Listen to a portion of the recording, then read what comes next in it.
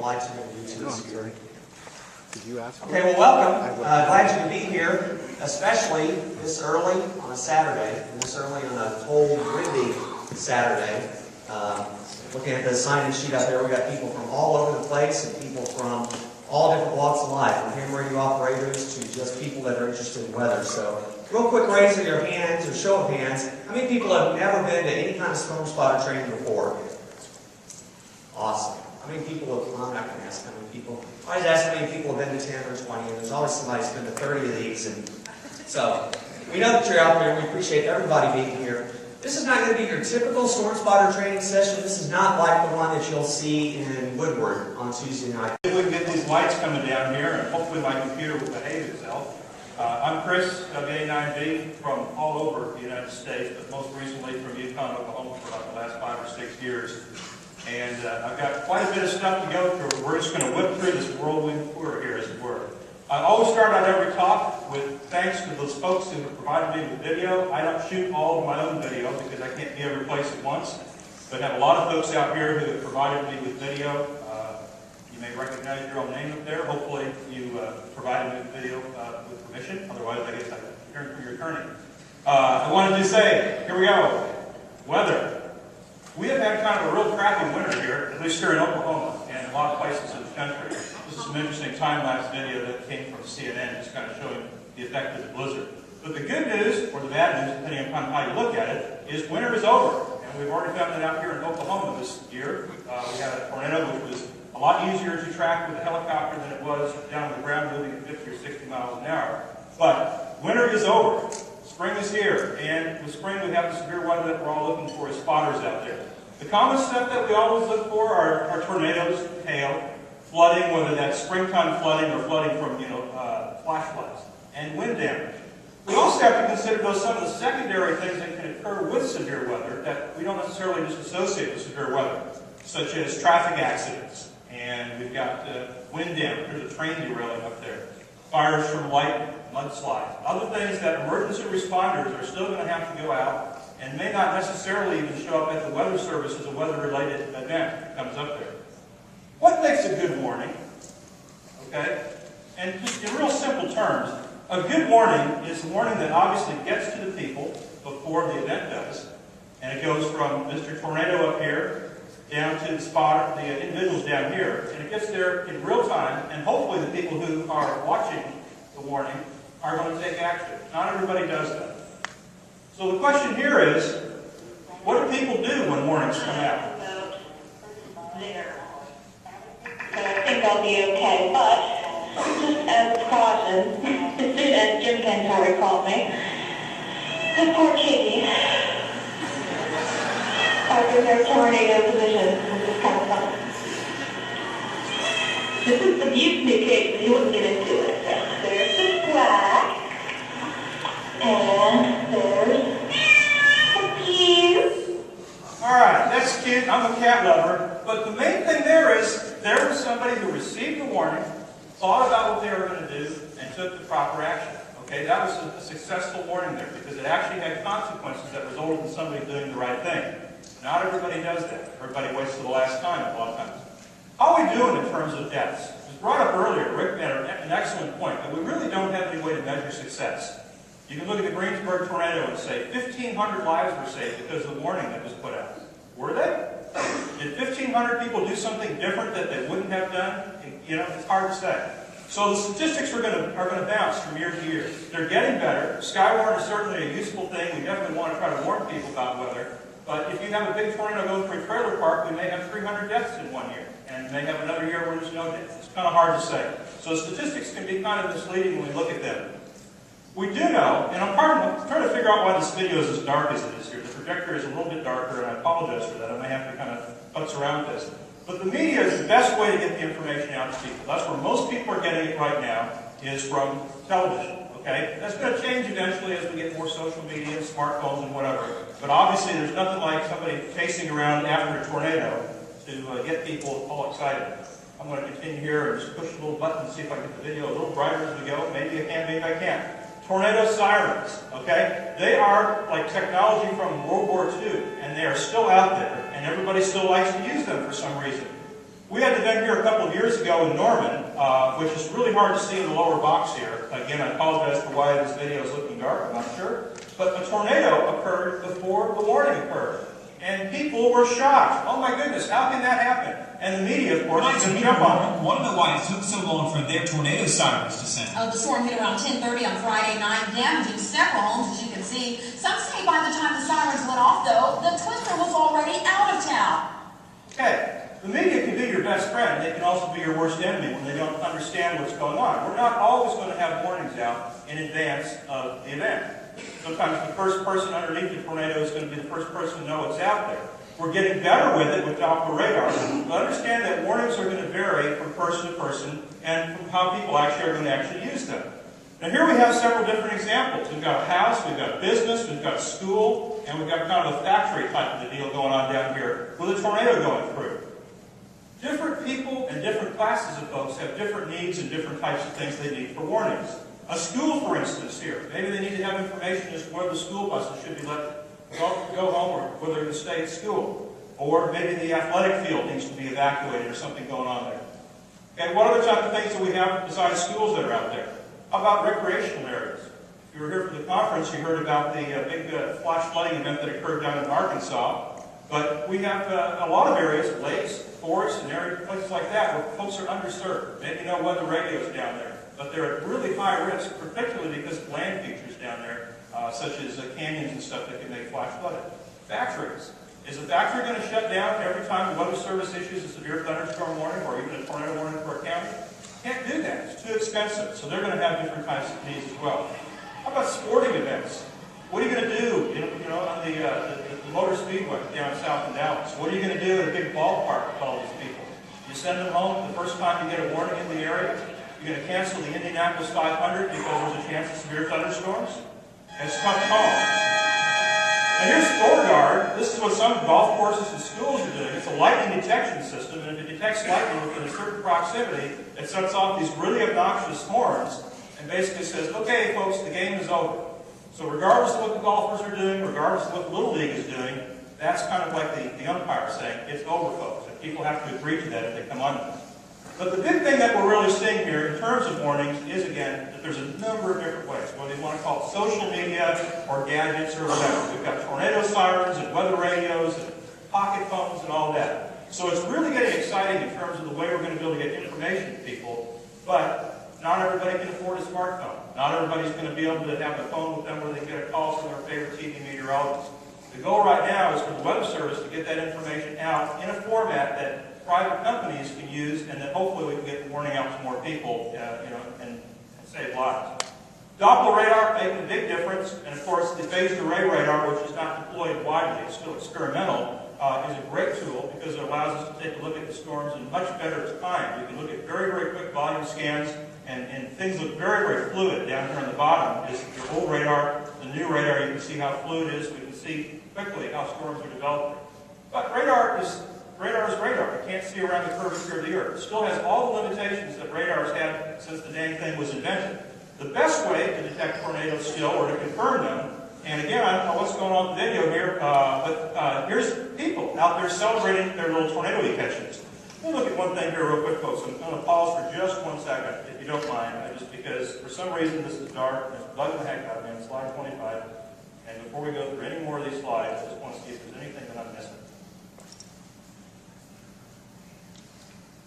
What happened if I went to 640 by 480? Does that change anything? You guys? It is better? Okay. Let me check one last thing here. We just check color depth. Normally we get a chance to run all the just simply radar, because now you've got absolute confirmation that something is going on. But obviously, if you wait for the tornado to develop before you put the warning out, you sometimes will be losing a lot of valuable lead time. All right. Noteworthy versus reportable. These are two quick concepts I just want to get across to you folks as spotters. Noteworthy means something going on that you need to be looking at that says, hey, that's kind of interesting. I need to make a note of that. But it doesn't necessarily mean that you need to pick up the microphone, make a phone call, or put a SpotterNet report in. Reportable would be things that either the agency that you work for, ham radio group, or weather services, deem something that they want to know about. A rotating log file, a funnel file, something like that. The bottom line is you don't have to report everything. You do need to look at everything, but not everything has to get out there on the actual network. We also understand that things change over time, and that many things can look alike. This could be a dust storm, it could be a gustnado, it could be the beginning of a developing tornado. They all look exactly the same at that particular thing. So one concept here is watch it for a while. If you're not sure what you're looking at, keep an eye on it. If it keeps getting stronger, it's starting to take up cows, buildings, and things like that, then probably it isn't a dust swirl anymore and needs to be reported. Another thing, too, is that things look different depending on which angle we're looking at them. These are all shelf clouds. We've got one approaching us, we've got one going away from us, we've got one we're viewing on edge here, and we've got one here at night over a lake. Very, very difficult to see in that thing there. So understand that things are going to look different from different angles out there, and you need to recognize that oftentimes people are going to make mistakes. Like this guy was reporting this as a tornado because it looked like it was hanging down, but in fact he was just looking at a shelf cloud on edge. All right, proper positioning. Where do you go when you want to look for severe weather?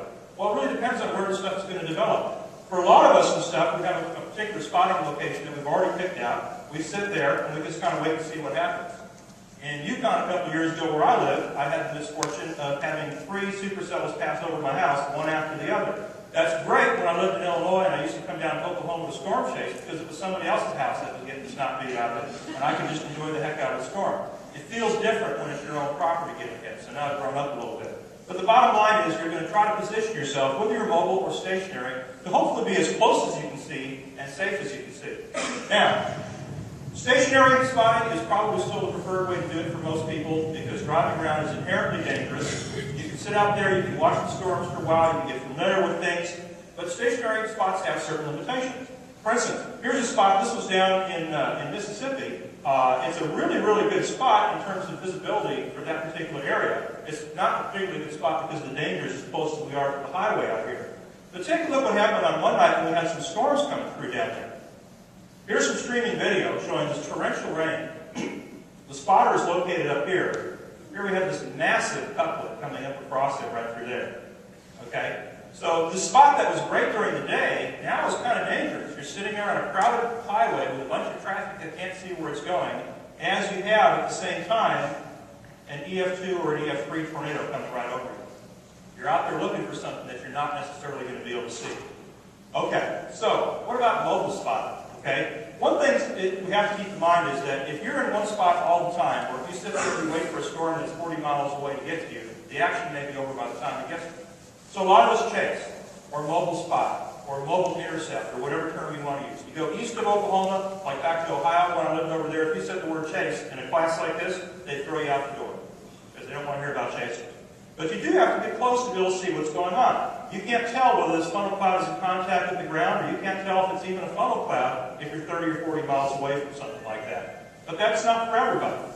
You also have to understand that there are obstructions and things can change over time here. This is the time lapse on the left side, real time on the right. But that great spot that you had picked out, where you had all that wonderful visibility, now is suddenly gone because of rain, or because the storm has moved, or because of something else. Sometimes you have to move or readjust your position a little bit. This is not chasing. You're just getting out of the way of the cornfield to take a look and say, okay, what have I got? Or maybe I'm going to move up to the top of this off-ramp here to get a little better look. I say this, to a lot of people this is going to sound incredibly stupid that I'm saying this, but believe me, there are parts of the country that I've been to where if you talk about even watching a storm from a vehicle, the emergency manager shrieks in terror, his skin turns white, and they're almost terrified because you can't chase a storm in a vehicle. If you get in a car, they'll come after you. The ignorance amazes me in some places. Different views, different places, same storm. We're looking through the rain back at this area here, and what looks like some kind of a lowering or maybe a rain shaft. My view on the other side of it, though, great big tornado. So you're going to see times where you're not going to be able to see something that another spotter is looking at.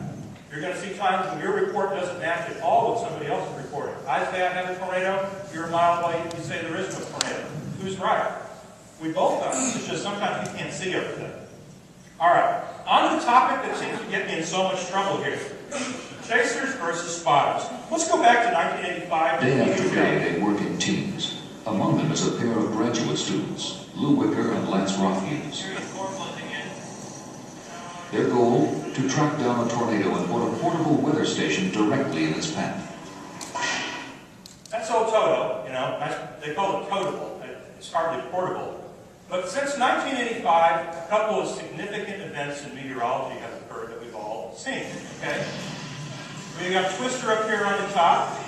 We got Storm Chasers TV show down at the bottom. And somewhere we've gone from Nova, that TV program Nova, to a new type of science.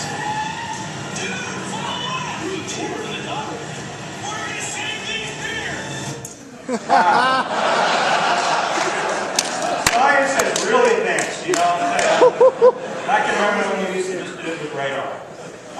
That's not everybody. There's still people out there doing legitimate science. There's still chasers out there that are doing a tremendous job out there. But TV has really distorted things. And unfortunately, there's a lot of people out there, as we'll see, that they watch TV and they say, oh, this is what I want to do. And they don't want to go to a Skywarn class. They just want to get out there and bungee jump or base jump or drive into a tornado or whatever. You know, last year on May 19th, we had a really, really big chaser convergence. We also had a big convergence on the 10th as well. But on the 19th was particular for me because I was out there. This is a great photograph just showing the endless line of chasers out there after the storm, or in this particular case, the storm was after them. Also on that particular day, though, we got some great video of the tornado intercept vehicle from the Discovery Channel doing some really nifty tricks, like driving down the wrong side of the road, passing on hills and stuff. This video got posted on YouTube. Steve Miller, who posted this video, and this is my video for my camera system in the car, he received about 44,000 hits. I got about 14,000 as the other day. But we received thousands and thousands of complaints and hate mail that the only reason that we posted this is because we were jealous that we don't have our own TV show.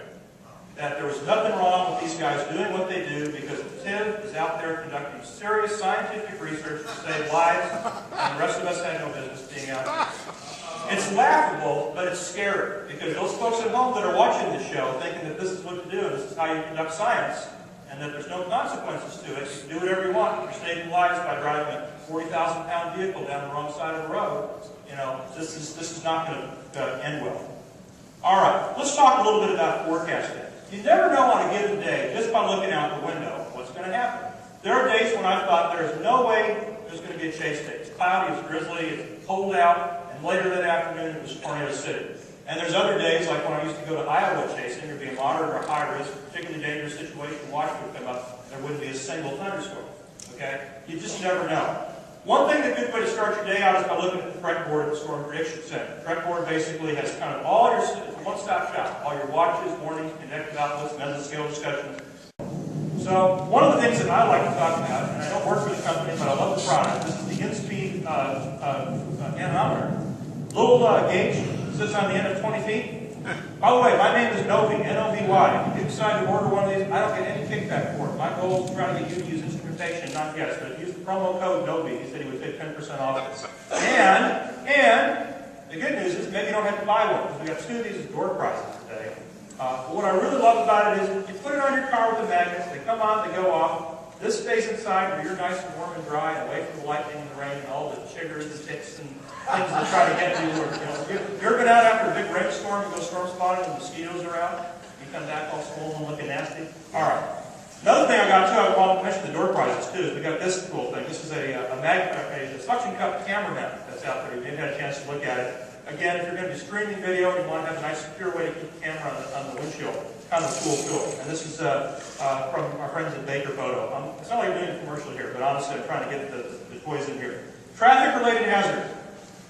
Really dark, hard to see here, but you can at least see the low fuel line. I have gone out many times before not having a whole lot of gas and regretted it. And I'll tell you, besides just getting stranded in the storm, one of the biggest problems if you have no gas these days is when you come back, you may be facing something that looks like this. So, if you're in a rural community, you know, where they roll up the streets at 5 o'clock in the afternoon, probably a good idea to get gas. If you have big massive power outages, you may not be able to get gas.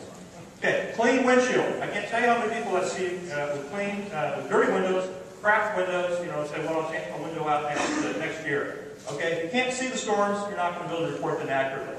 Rain-X, great tool. Put it on the window, goes on the outside of the window, you wipe it off, and you can drive in the rain and see great. But it's not going to do anything to help you about hydroplaning. Hydroplaning, by the way, we'll talk about in a second, has to do with speed. And I want to mention that speed kills, okay? You've got to be really careful when you're driving around. It's important to get to the store, but probably not that quickly, okay? But fortunately, you can just drive right on through.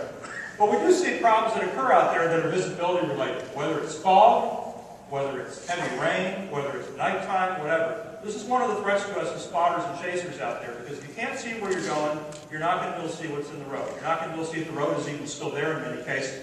And of course, we have the ever-present danger with the rain of hydroplaning. Bad tires are a big part of hydroplaning. Okay, I was thinking about going off one more year with my tires in my vehicle, and I thought, you know, when I looked at the cost of the tires, and I looked at how long they were going to last me, and the amount it was going to cost me on a per-year basis, it wasn't worth me dying just on a simple drive to work someday, unless out chasing or anything. So keep in mind, if your tires are garbage, you're much more likely to hydroplane. Hydroplaning is really spooky stuff. Okay, it's just like driving on ice. This guy's driving on ice, everybody else is here on water. But you don't have to be going that fast, and the water doesn't have to be that deep before you completely lose control of your vehicle.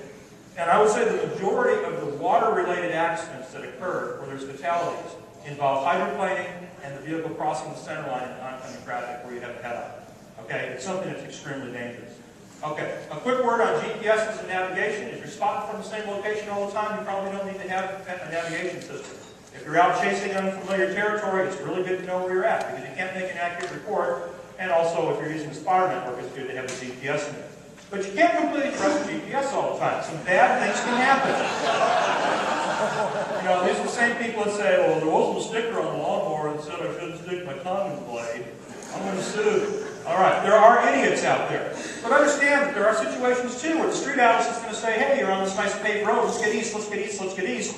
You cross this road right here, and now the road turns to absolute dividing garbage. Yeah. The street atlas or Streets and Trips or whatever says it's a paved highway. Don't make that false assumption that that's what's going to happen. And a lot of times you may be on great roads out there. You've worked your way back on some of the section lines. You get a big rainstorm that comes in. The roads were already pretty garbagey to begin with. Soggy, maybe a little bit of water, but you can still get around, even with a four-wheel drive vehicle. But now you end up... It's automatic. They're stuck. Oops. Yeah, and this is the one where you have to have a tow truck to get the tow truck to get the tow truck out. That kind of deal. But it can also be a really scary and dangerous situation if you're out there at the end of a bad road in bad conditions. Look at Curtis! Everybody's stuck. Now go. This is not good! Finish this. Oh my gosh! Oh shit! Pardon me, you didn't hear that? No? Maybe? It's going away. It is. It's going away. It's going away. Oh my God. Oh my God. Chasers love to see tornadoes, but they like to have options. They're wired in mud like that. That was a situation where they ended up on a really bad road, you know, where Bob's Road as it turns into Bob's bean field, and they weren't able to get out of there. And that can happen to you. You may have the best vehicle, but all it takes is one guy behind you or one guy in front of you. You can't get out, and you're stuck. Remember those snowstorm pictures up in Chicago earlier this year, where everybody was stuck? That kind of stuff can happen. Now, you could have a tow strap. Some people bring a tow strap with. But you got to kind of know where to put the thing. All right. One problem with any gadget that we have, though, whether it's streaming video or whatever, is distracted driving. If you're looking at your smartphone, if you're looking at your laptop, if you're looking at your GPS, you're not looking down the road. Okay? Enough said about that. I just want you to understand that when we chase through a spot, it's always best to have a target with you. Somebody to sit there and work the equipment while you drive the vehicle, and you don't end up in a big deal. All right. Getting out of the field. We said before, a good place to spot is someplace off the highway. Okay, and there's a couple of guys out there watching the storm. They're not on the highway. Again, it's kind of dark and hard to see here. But a lot of people out there like to have the disco light show going on. Okay, it started, I think, with Twister, and they had the barn burner vehicle with all its lights, and everybody wanted to have all this crazy stuff going on there. We see lots and lots of it. Lights are great. Okay, they have a certain place where we need to have them and we want to have them. Okay, you've got a tree down across the road, you're out there doing emergency management type of work. You want to be able to warn people that something is going on.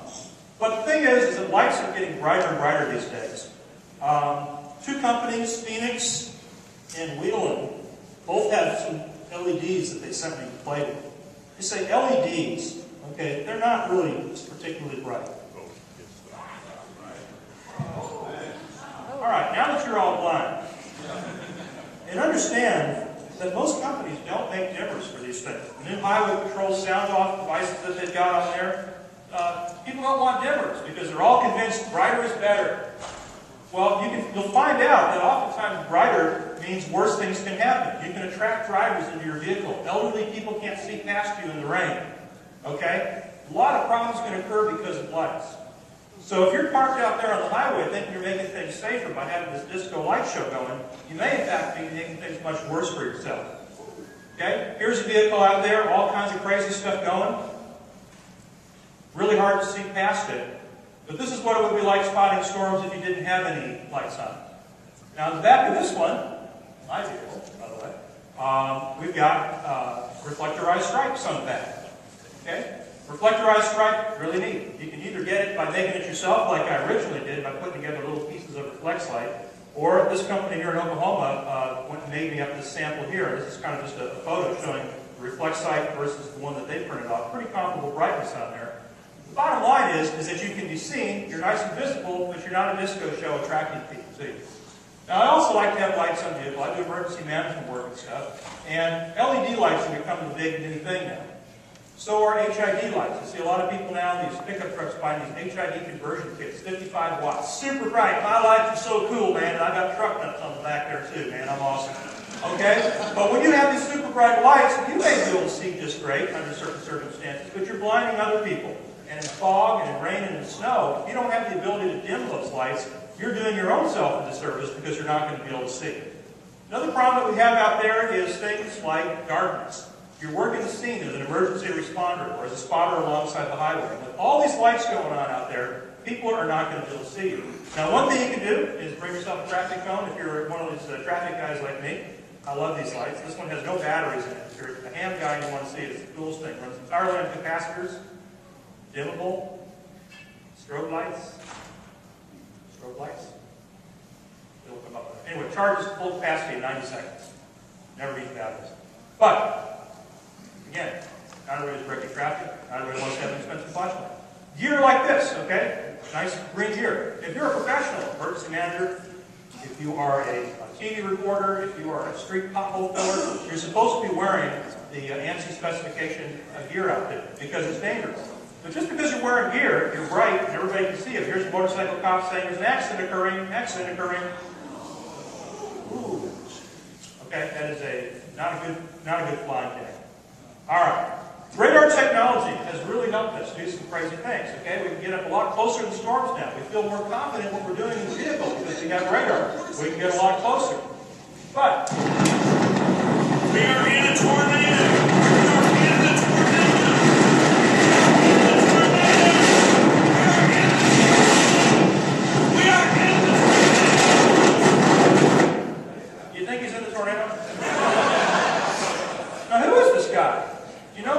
Some crazy, amazing chaser, is that Rick Timmer? No, that's an emergency manager down in Texas, out spotting. Probably a little bit too close. But when you start getting radar data, you start feeling more confident, you start getting a little bit closer. We've always assumed that tornadoes are going to move in the distant past. Haul it out, too. Keep going. Power flashes. Lots of power flashes. This tornado was moving along at a pretty good clip to the east. But then eventually it just kind of camps out over town and actually starts moving backwards a little bit. If you're not aware that tornadoes can do that, and you get up too close, bad things can happen.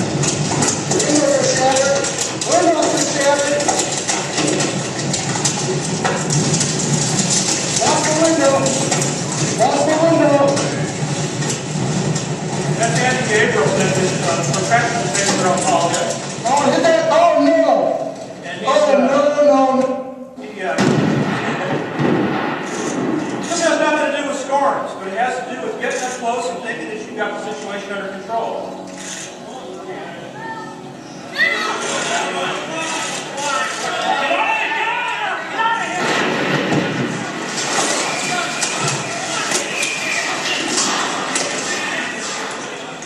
So a lot of people assume that they've got the situation under control because you've been doing it for a long time, and then problems can occur, and it can occur in weather. There's a photon right above us. So here we have folks out here chasing the storm.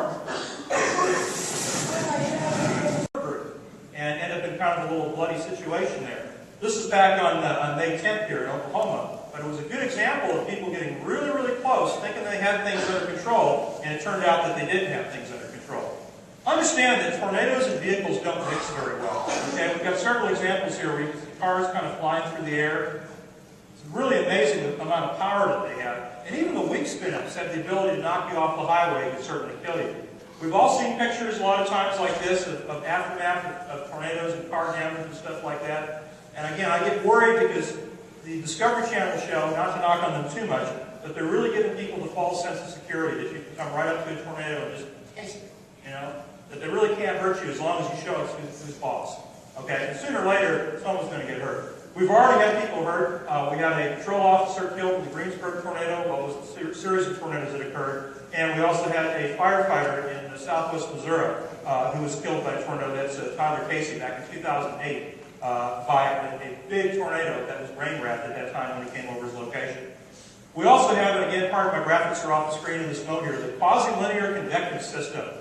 It looks just like a regular squall line, but these things can produce brief and often very significant tornadoes. We didn't used to think that. We used to think squall lines were just, squall lines. But if you look at the radar presentation here, we can see several very significant couplets pop up. There's one right there. There was another one earlier. This one here, which was southwest of St. Louis, Missouri, Sunset Hills, produced an EF3 tornado that was rain wrapped.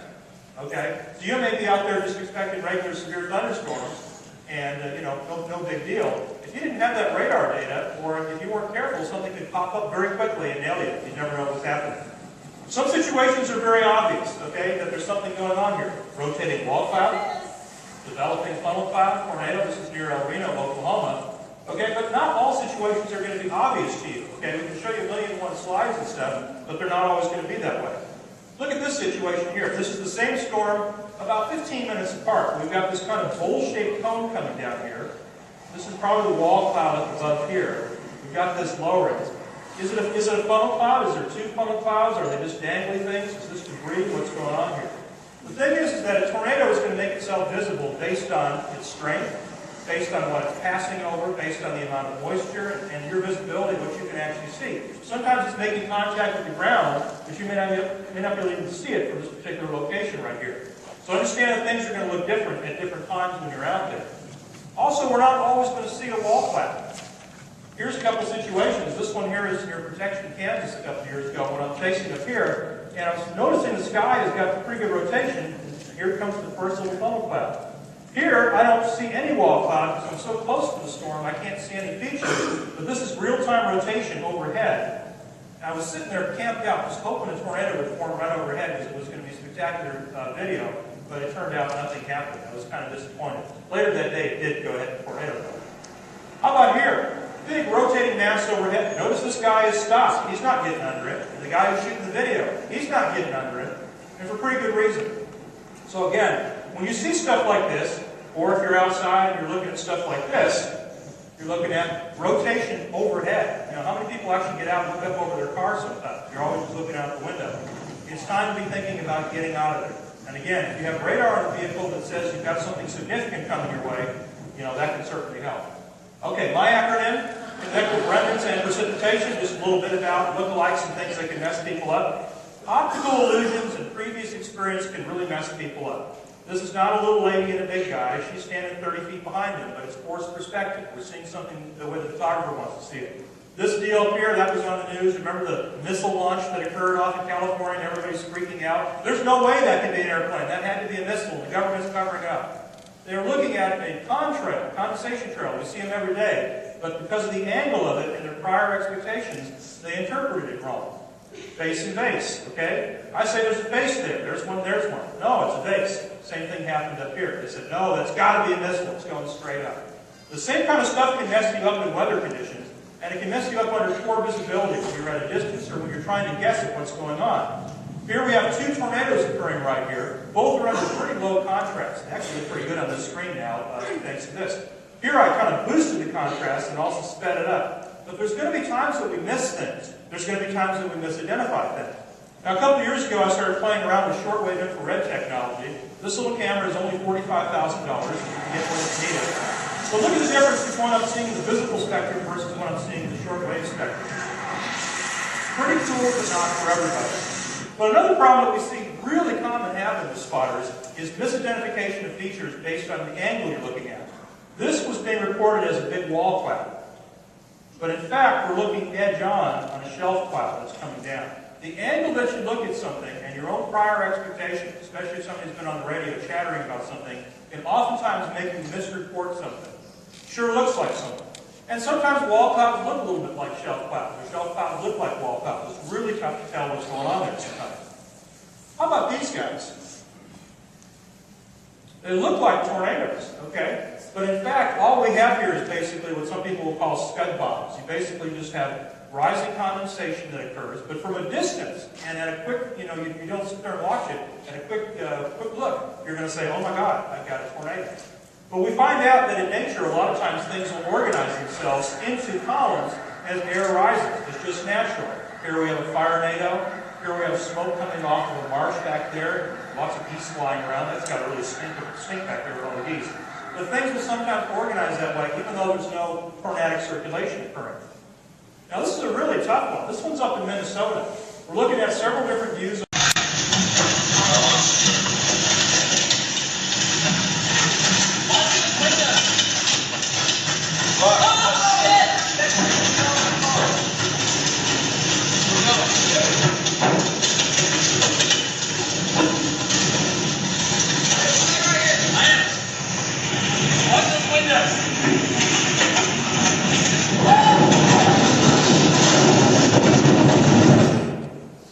Nobody was killed, but their van was flattened and all their equipment was ruined. The tornado basically picked it up and rolled it over and over to the ditch.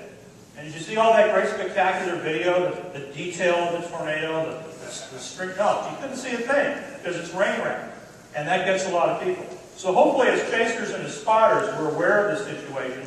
And hopefully you don't feel like too much of a chicken if you feel uncomfortable in a situation where you know something bad may be occurring and you start to lose visibility. It's time to back out, okay? Especially if the Weather Service already has a warning on it. You don't need to be there to confirm it and then lose your life over something like that. You know, the Greensburg situation, a few years back, we had this big nighttime tornado. That's what it looked like with a flash of lightning.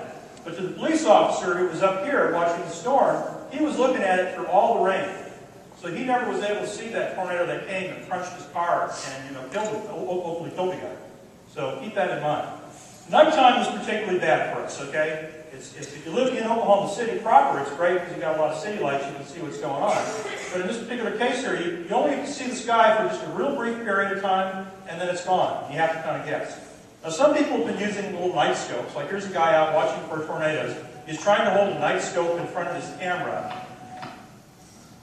Looks kind of interesting and stuff like that. And then eventually what happens is you get a big bolt of lightning that's going to scare the poop out of him, and he decides you see him shaking now, and now it's over, okay?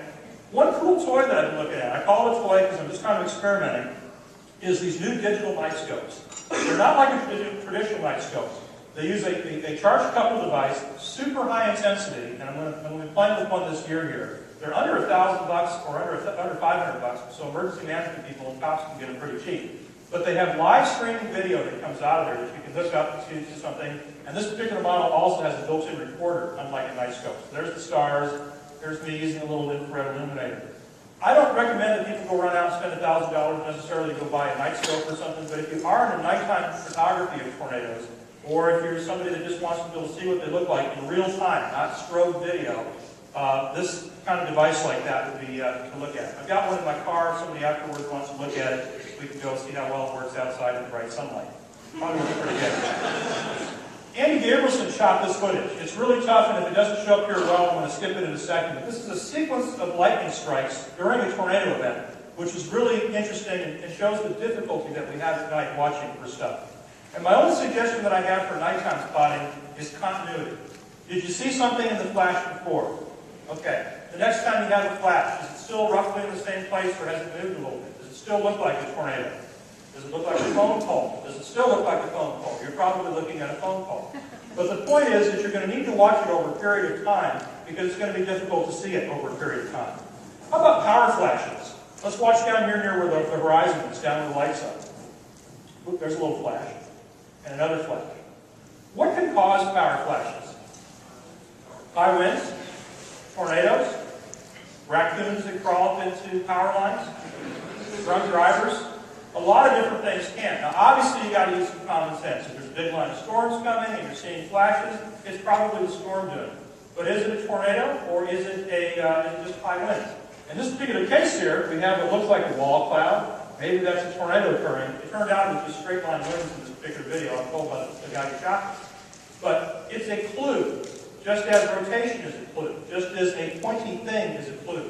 The more clues you have, the more confident you can be that you're looking at something significant or not significant, but you don't want to go just based on one thing. Because that could have been just a drunk driver hitting a phone pole back there, and you're calling it a tornado.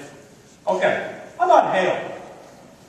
We got hail going on in this big rain rapids in HP supercell. Somewhere back in this area here, we're putting in the time lapse. There's some nasty things going on there.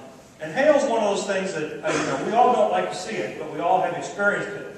You're not going to experience it if you keep your distance from the storm, in general. I went almost 13 years not getting any hail on my Ford Explorer. And then when it was parked in my driveway a couple of years ago, I got the heck beat out of it when I wasn't there to go rescue it. Now I look like a professional storm chaser because I got all these dings and dents on there, even though the car has never experienced it.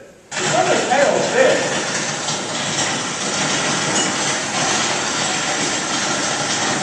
and the Weather Service has been doing a good job with their new criteria for hail measurement here. This came from WikiLeaks. Okay, I'm not saying which Weather Service employee released this footage. Rick? But this stuff can be big. Jim Leonard shot this footage a number of years ago, and I love using it. Because you got too close, and at this point now, there's nowhere to go, whether you're driving or whether you're stopped. So we need to seek shelter. Now, Rick Smith gave me this video. I love this, because I see this still every time I go out and I'm out there. People don't want their BMW to get hit by hail, so they park under the underpass. Now you got all this heavy rain coming. Nobody can see where they're going. But the 18-wheelers, they want to get the heck out of there. So they're going to keep on driving and try to get ahead of the storm, and they can't see all these people underneath it. And I can't tell you how many times I've seen this happen. Emergency vehicles, police, all sorts of other things can't get through. There's really nothing you can do about it. But as a spotter and as a chaser, you need to be aware that these things are going to happen. It may affect your escape routes getting out there. All right, a little bit about lightning. Run away. More golf course from me.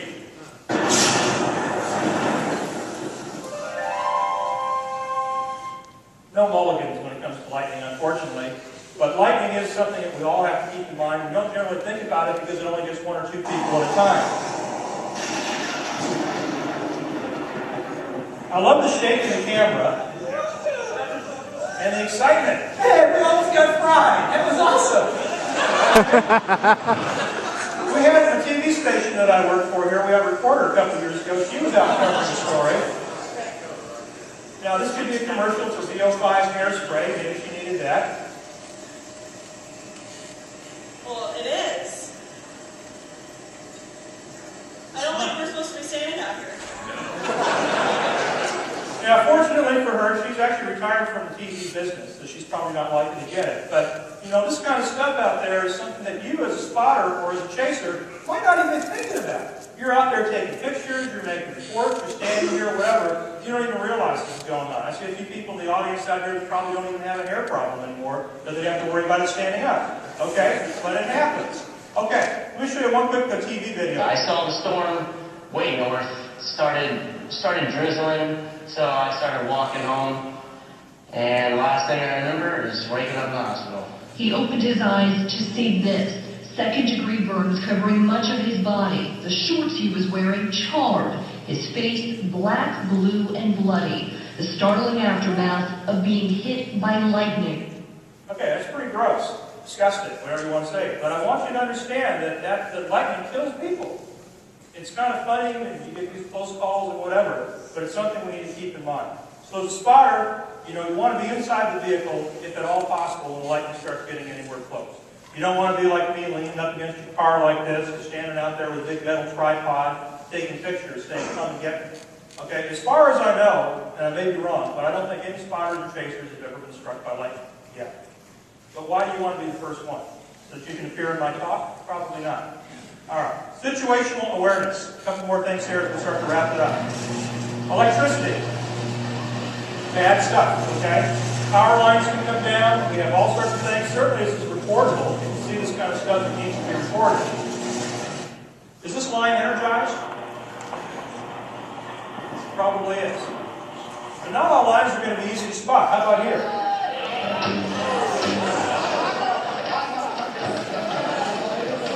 In the paramedic profession, they call that DRT, that right there. Okay? And it's sad, it's graphic, but I want you to understand that that's how quickly it can happen. It's not like you've all been shocked by a 110-volt current in your house. When you're talking about some of these lines that can come down there, we're talking about current that can instantly turn you into a cheetah, okay, very, very fast. When you're driving around at night... Oh, no. Oh, look at this. Right above my head. Right above my freaking head. These things are just, this is unbelievable. Lines can be down, and they can still be energized, okay? So do you want to be out here kind of standing around walking on this stuff? Or moving it with your car? Probably not. So it's a safety thing for us as spotters and as chasers is that even though you may want to get out there, you know, here's a tree that's on fire. It's on fire because there's a power line that's still active here. And if you just reached over to grab those trees to pull them out of the road, be a good Samaritan, and you weren't aware of what was going on, you could easily be electrocuted. So just like a cop wouldn't just go rush up to a scene saying, oh, this just looks like a routine traffic stop. He's going to be checking out the situation to say, what's going to get me? You need to be thinking that all the time when you're out there as well, too. All right, let's conclude with flooding. I've got another one of my examples of good flooding going on here. This is at the National Olympic Cat Training Institute in Denver, Colorado. And yes, cats can swim, but you want to be careful with that. Flooding is something that, we all experience.